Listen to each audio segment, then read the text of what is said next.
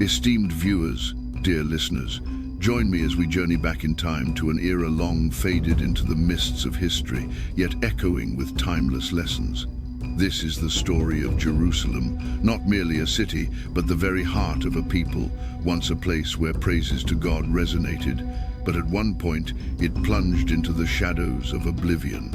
Part 1. Enveloping Shadows and Hezekiah's Light. In the sacred streets that seemingly belonged only to God, false idols now proliferated. Sweet incense smoke, mingling with the scent of burning leaves, rose from strange altars, offered to lifeless statues. King Ahaz, Hezekiah's father, had led the nation astray from the path of truth. Young Prince Hezekiah, from his window, witnessed day after day his people bowing before these soulless figures. Solomon's magnificent temple, where prayers and songs should have filled its halls, now lay in deadly silence, its gates locked, utterly deserted. But Hezekiah was different. Amidst a sea of people who had forgotten God, he held deep in his heart the stories from his teacher. King David, who trusted God and triumphed over all his enemies. Moses, who led God's people across the desolate desert. Abraham, with his unwavering faith. These were not just ancient tales.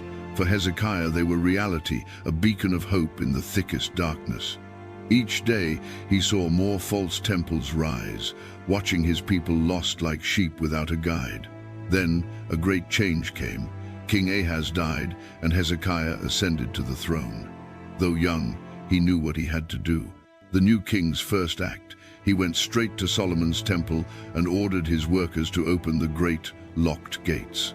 The people watched with wide eyes, witnessing their new king do something utterly audacious.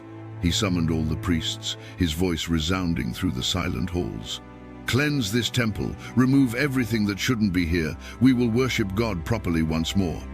Day after day, Hezekiah diligently worked to bring his people back to God. The sound of hammers striking stone echoed throughout Jerusalem as workers tore down every false idol. Where strange altars once stood proudly, there were now only shattered fragments. But Hezekiah wanted to do more than just break statues.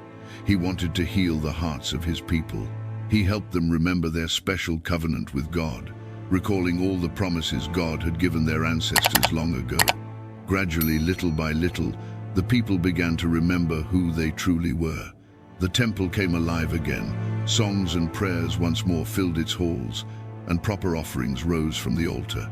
Joy returned to Jerusalem as people once again worshipped the true God. However, not everyone was pleased with these changes. Far to the north, the mighty Assyrian army was preparing. They had heard about this young king who dared to be different. They had conquered countless other nations, and now Jerusalem was in their sights. What Hezekiah did was brave, but it came with immense danger. A great storm was coming, the greatest test his faith would ever face. But now, the people of Judah had finally returned to the right path, following the true God. Part 2. The overwhelming might of Assyria. We need to talk about the most fearsome army anyone had ever seen. The Assyrians weren't just ordinary soldiers. They were like a great storm that devoured everything in its path. As they marched, the ground trembled beneath the feet of thousands of warriors, all trained to seize every land they desired. Imagine this: enormous siege towers, as tall as ancient trees, rolling on huge wheels towards city walls. These weren't just simple towers, they were mobile fighting fortresses, where Assyria's finest archers rained down arrows upon those below. Their most terrifying weapon was the massive battering ram, a huge log with a metal head shaped like a ram's head. These machines pounded against city walls again and again, tirelessly, relentlessly, until the walls shattered like mere stones. The Assyrians knew that breaking walls wasn't enough. They had to break the people's hope too.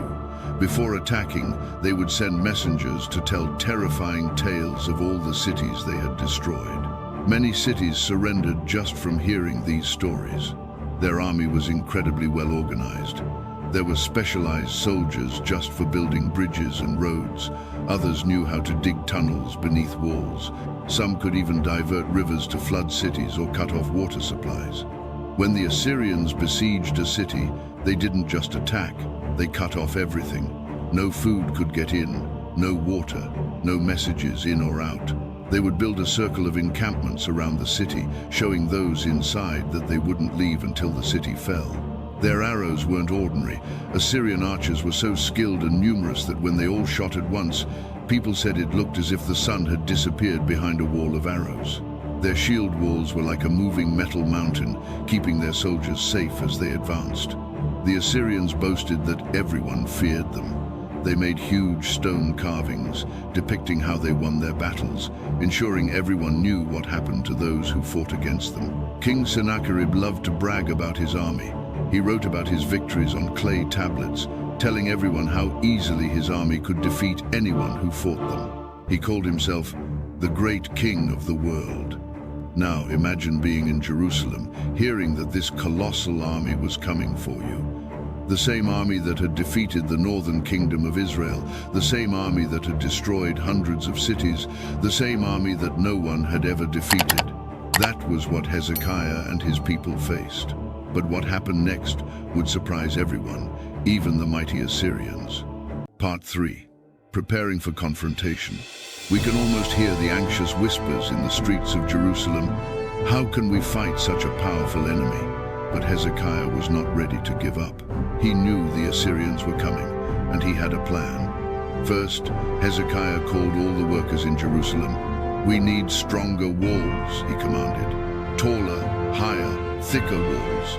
Soon, the sound of hammers and chisels filled the air as workers hurried to build new walls around the city, working from dawn till dusk, racing to finish before the enemy arrived. But Hezekiah knew that walls alone wouldn't save them in a long fight. They would need water.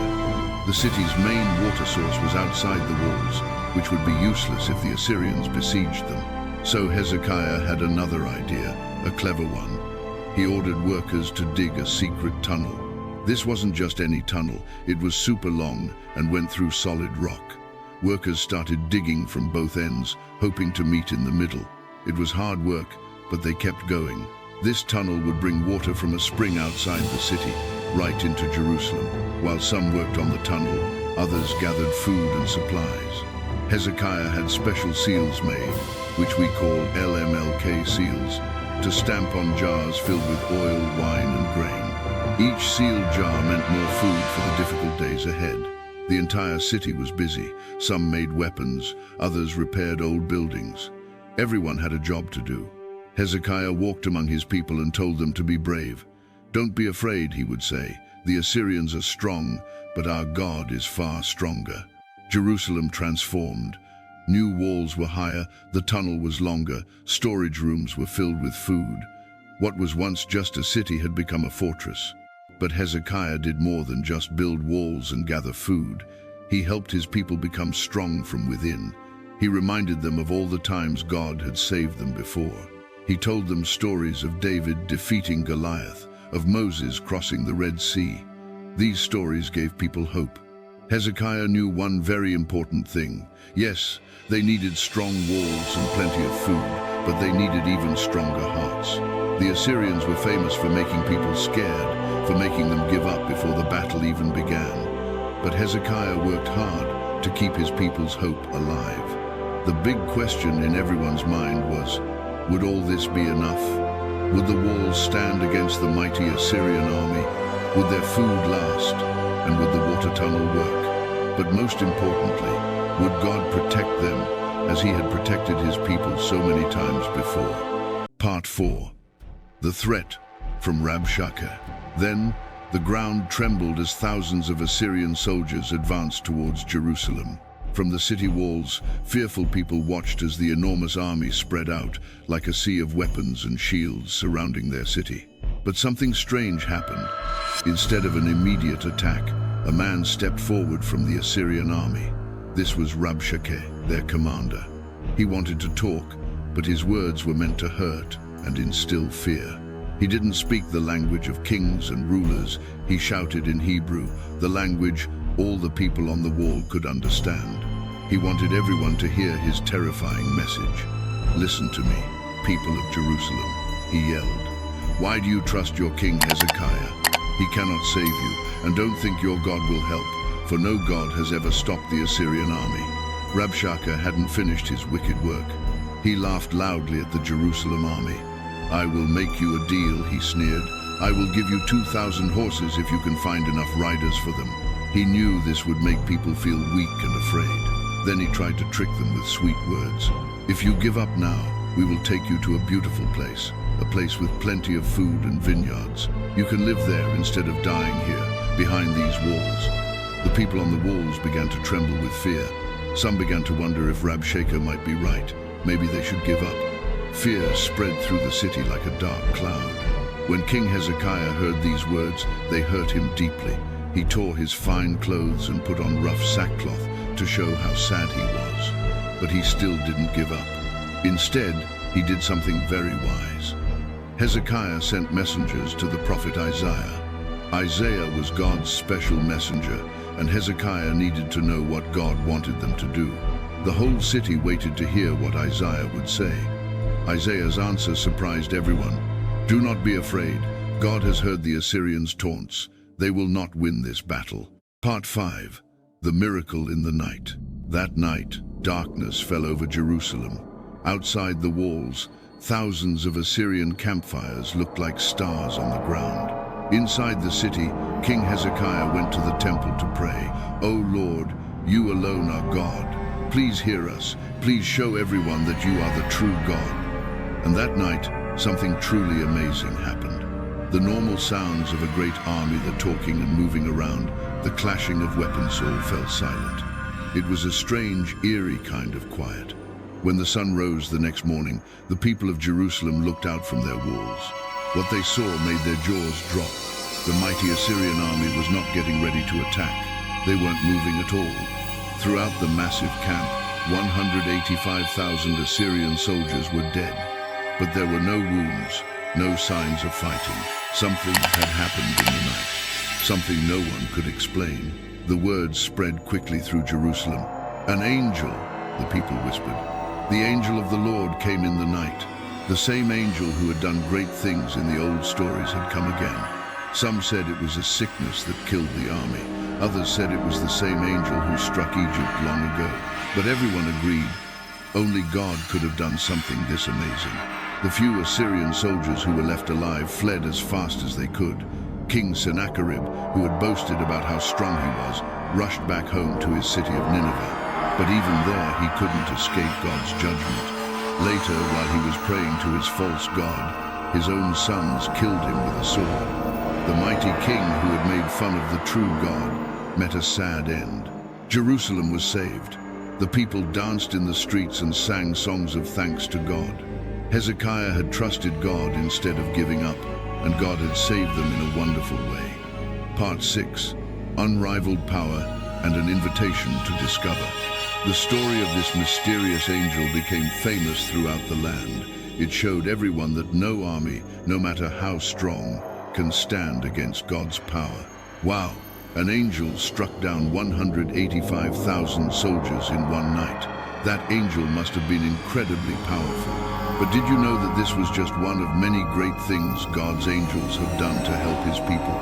Think about it. If one angel can defeat the world's largest army, what can 7 special angels do? That's right, there are 7 angels, each with incredible jobs given to them by God. Some heal people, some fight evil, and some bring special messages from heaven. And here's something that will surprise you. The angel who saved Jerusalem might have been one of these 7. Want to know which one? We will tell you all about these amazing angels. You'll discover which angel is the most fearsome among them, which one helps the sick get well, and what special job God has given to each. The best part is, we'll reveal what these angels will do at the end of the world. Just click the video on your screen now. Trust us, after hearing about their power, you'll never think about angels the same way again.